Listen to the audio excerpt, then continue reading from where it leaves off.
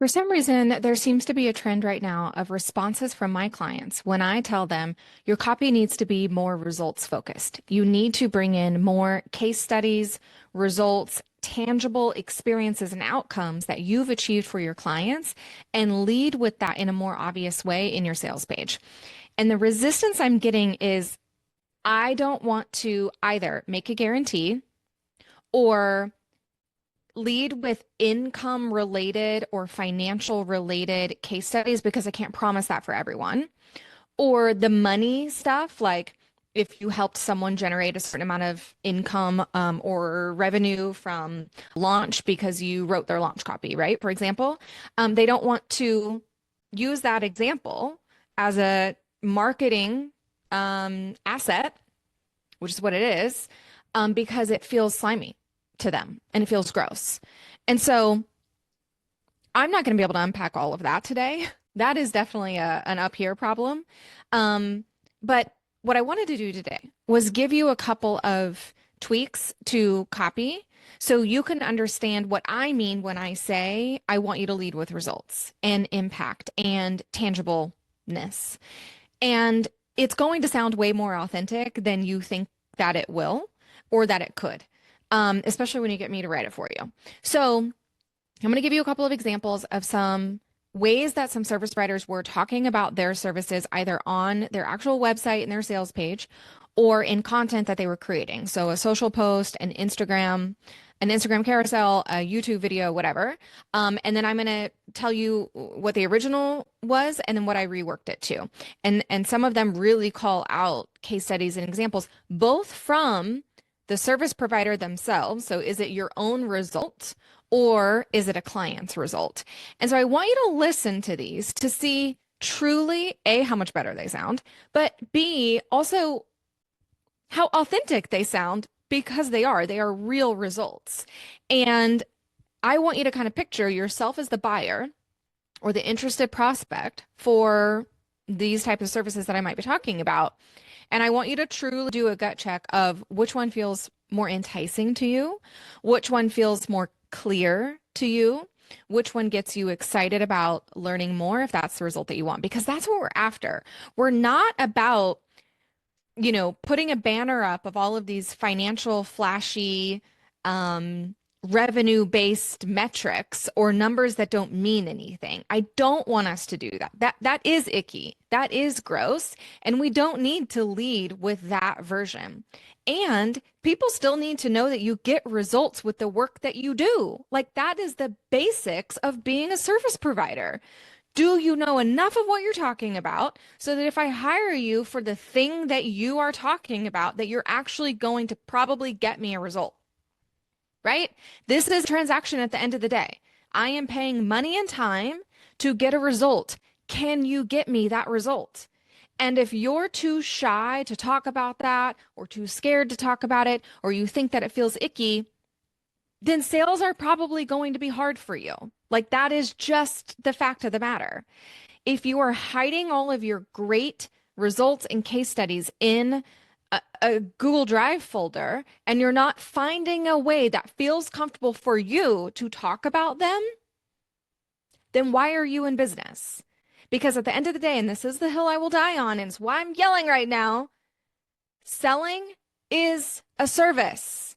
It is a service. You offer a service, and the only way to get people to be impacted by that service is to buy it. Period. They don't know to buy it unless you talk about it.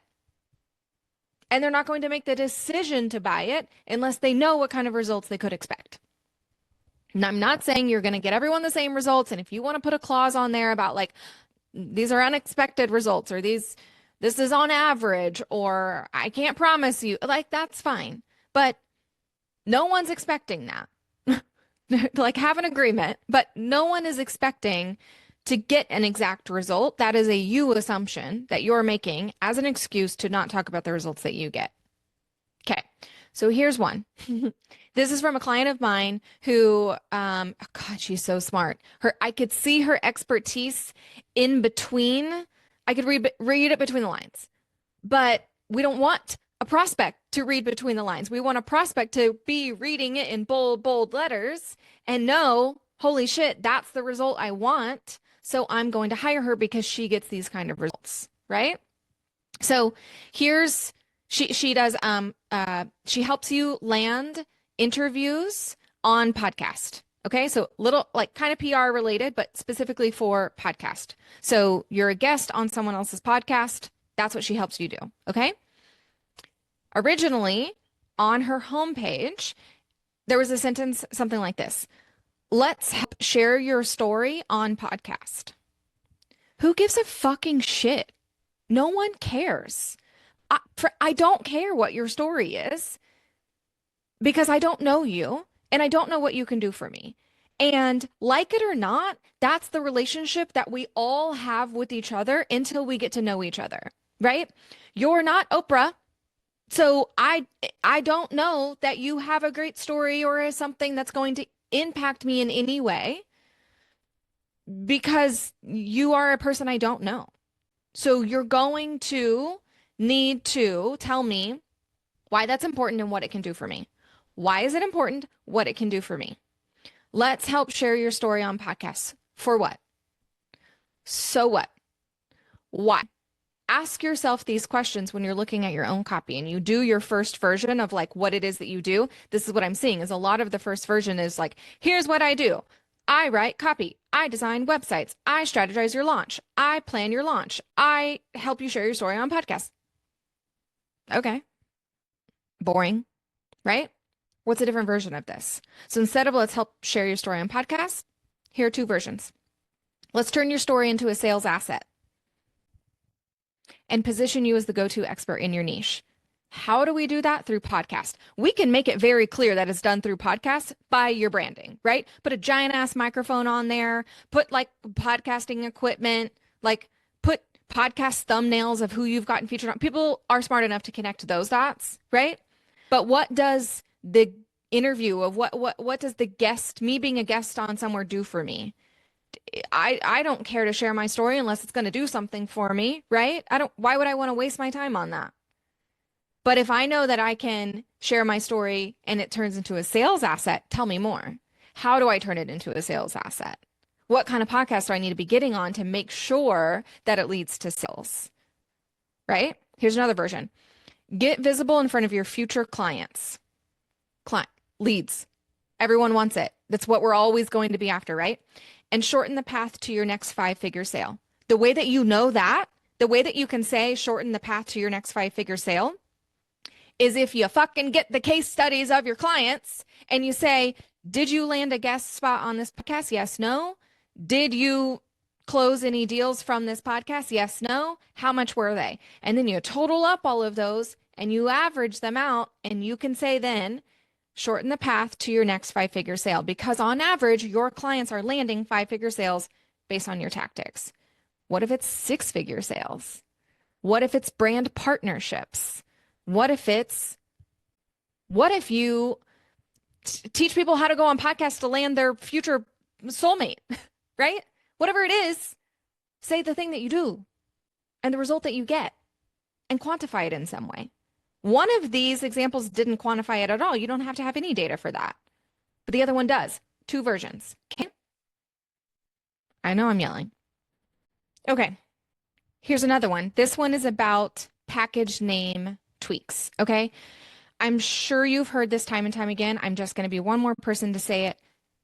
Cute is not better than converts. Clever is not better than converts. Whatever the name of your offer is, I want it to be clear so that it converts, not clever, not cute. Okay? Clear wins every single time. And I know some of these are going to sound a little fucking boring. We can jazz it up with a subhead, with branding, with colors, right? But I want you to imagine when you're naming your thing, what are people typing into Google as a solution to their problem, right? How do I get blank, right? Name of tool, software, system, end result that they want, right? They're being specific. Specificity wins every single time. Okay. So instead of, and I refine these for a client. So she helps folks grow their Instagram connections with viable, with good, authentic connections, um, and reach out to people with messaging so that they can generate leads.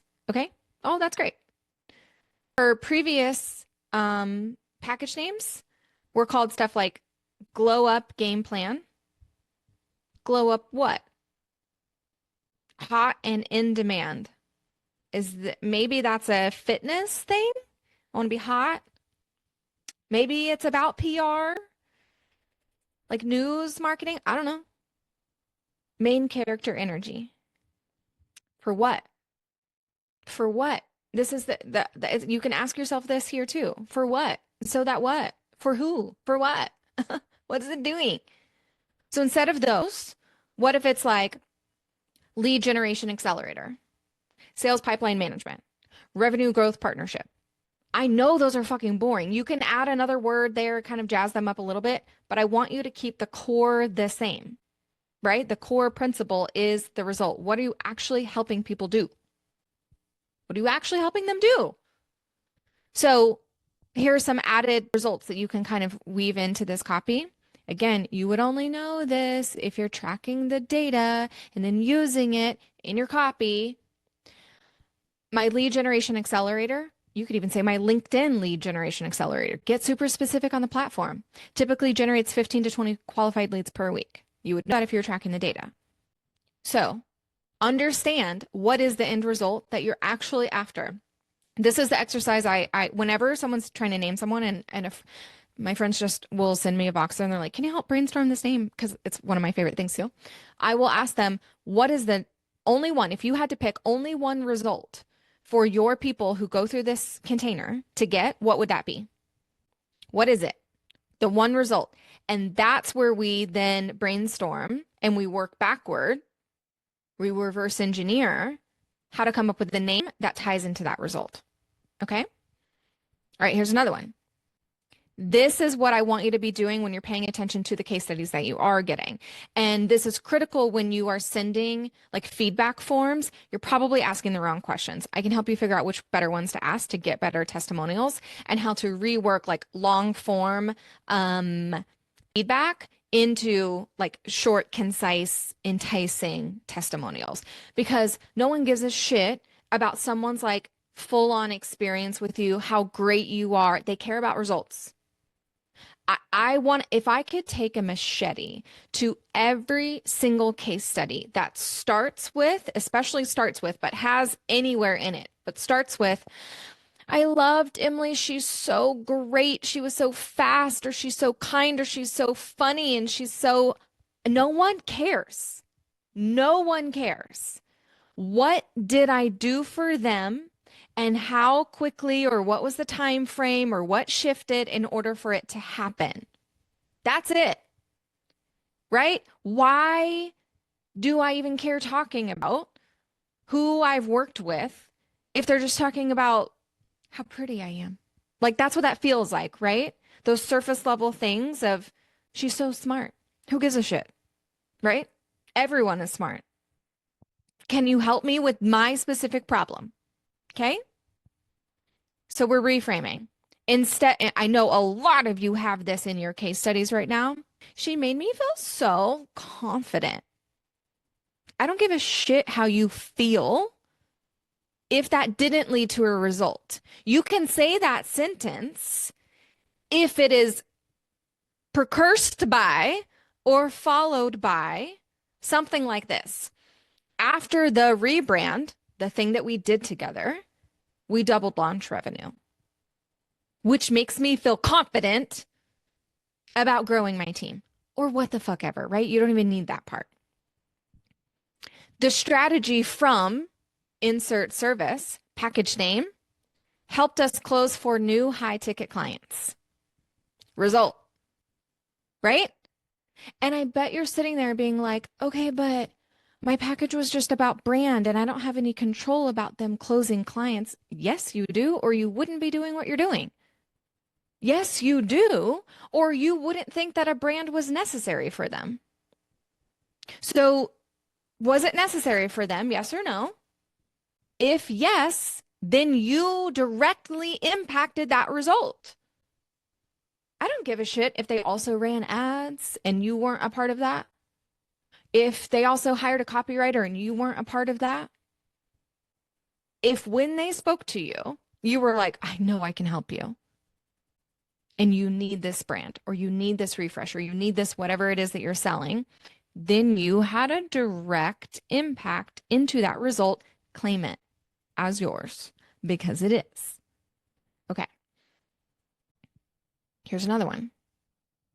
This one's one of my favorite one. All of these. I love all of them. This one is one of my favorite ones because it's the easiest mistake for all of us to make because I get it. Like we're tired. We've named our offer. We wrote our sales page and our services page. We're writing proposals. We're talking to clients and we're like, just buy the fucking thing already. And now, of course, we're like, okay, I guess I gotta go make some content for Instagram or a blog or YouTube or Reels or whatever. What do I say? And that gets like the like 1% drain of your energy, right? And you're like, fuck it, just like here's how to write an email, right? It's just like how to copy or it's like quick things, right? I get it. I get it. And I have a content kit that like we can plug and play and get you actually better headlines, okay? Here's what we're doing. We're shifting our content themes to cover more outcomes and results. We're sharing specific client wins more than we're sharing how-tos because you can share how-tos in the client win. It has to tie, they have to tie into each other, right? How to do this like my client did. I got this result for my client. Here's how you could do it too.